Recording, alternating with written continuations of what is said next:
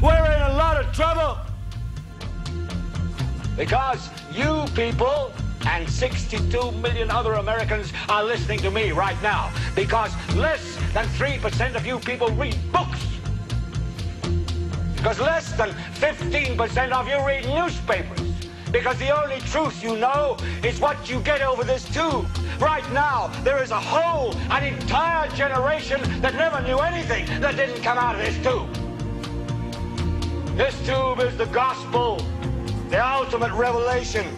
This tube can make or break presidents, popes, prime ministers. This tube is the most awesome goddamn force in the whole godless world. And woe is us if it ever falls into the hands of the wrong people. And when the largest company in the world controls the most awesome goddamn propaganda force in the whole godless world, who knows what shit will be peddled for truth on this network.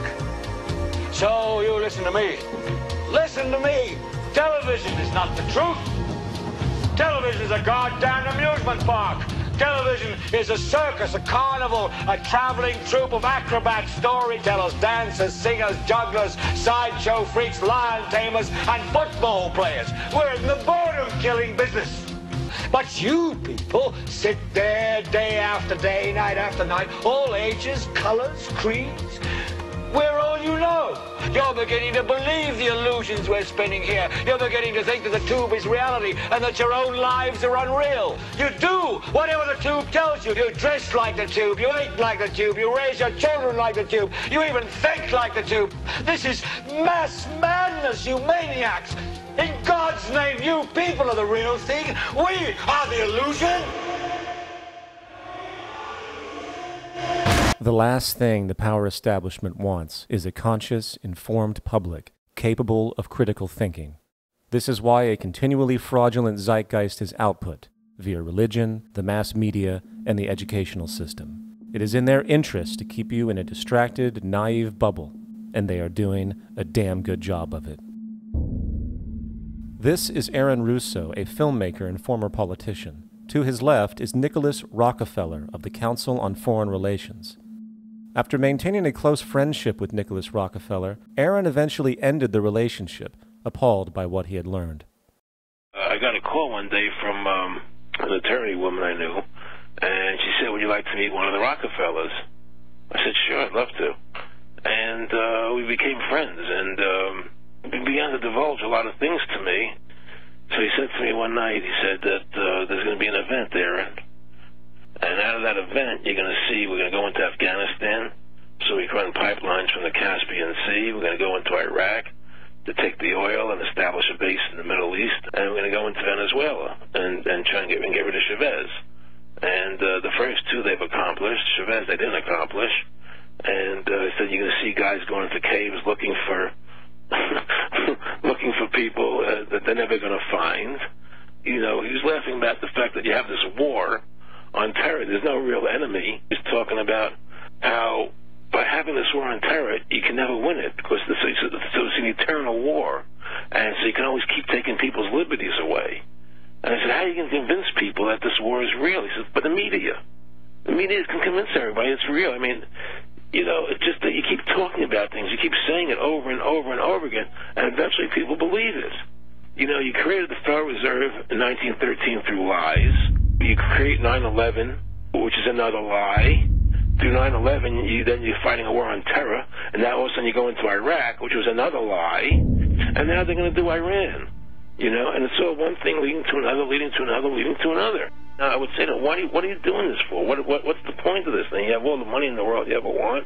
You have all the power. I said, you know, you're hurting people. It's not a good thing. And he would say, what do you care about the people for? Take care of yourself and you take care of your family. And then I said to him, what are the ultimate goals here? He said, the ultimate goal is to get everybody in this world chipped with the RFID chip and have all money be on those chips and everything on those chips.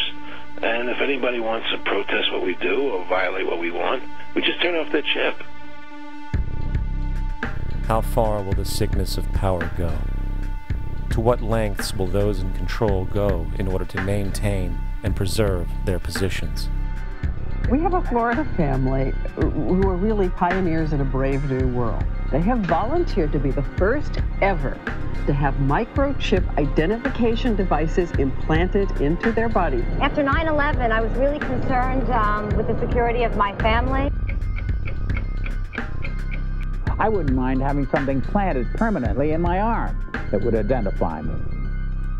George Orwell, in his famed and possibly prophetic work 1984, stated, "Power is not a means, it is an end.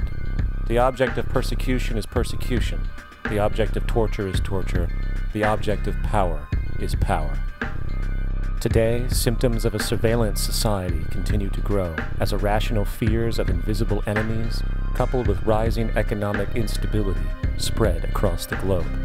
It is under this guise of security that we can foreshadow a world where everyone is tracked, everyone is on camera, and everyone is subordinated. The most incredible aspect of all, such totalitarianism would likely not be forced upon the people. Rather, the people will demand it.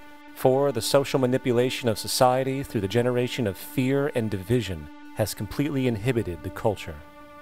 Religion, patriotism, race, wealth, class, and every other form of arbitrary, separatist identification and thus conceit has served to create a controlled population, utterly malleable in the hands of the few.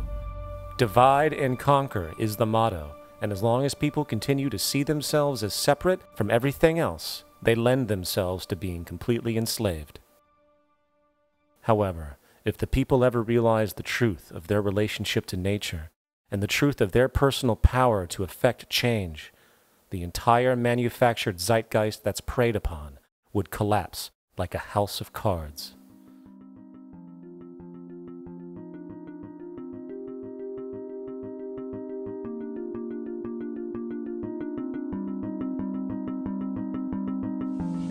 The whole system that we live in drills into us that we're powerless, that we're weak, that our society is evil, that it's crime-ridden, etc., and so forth.